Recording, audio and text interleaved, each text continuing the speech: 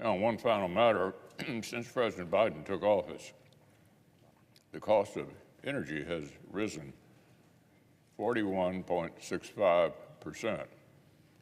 Fuel oil prices are up 56.8%. Gasoline is up 55.5%, and natural gas is up 22%. This, of course, is not news to working families who've been struggling to keep up with the past 3.5 years. But Washington Democrats are just now waking up. Suddenly, right before an election, Democrats are concerned about the high prices Americans are paying to fill up their gas tanks. But they still can't seem to correctly assign the blame. Just last month, the Democratic leader berated, quote, big oil companies for continuing to rake in the cash at the expense of the American people. I thought high energy prices were a primary feature of the left-wing climate agenda.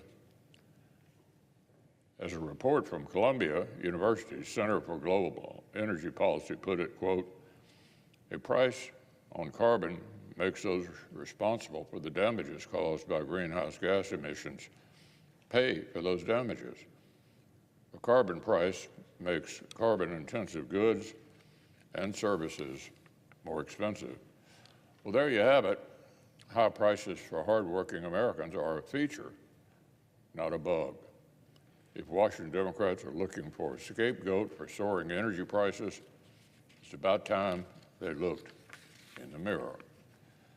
And as our colleague from West Virginia, Senator Capito, reminded us recently, the very law Washington Democrats claimed was designed to lower prices is instead sending taxpayer dollars to support inflationary climate programs and other radical causes.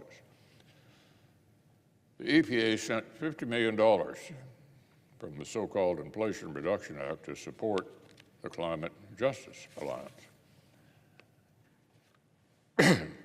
Now we already know that climate justice means higher gas prices for working Americans and electric vehicle subsidies for high-earning elites.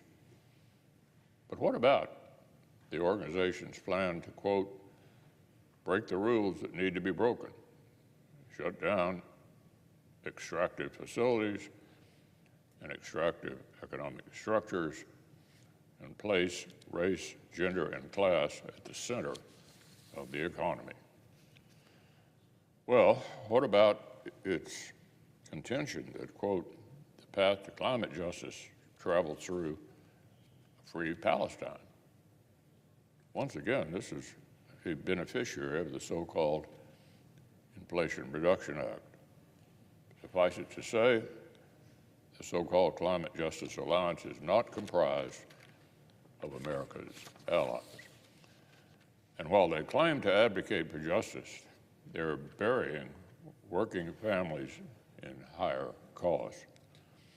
I can assure our colleagues that the American people won't take kindly to being treated like suckers.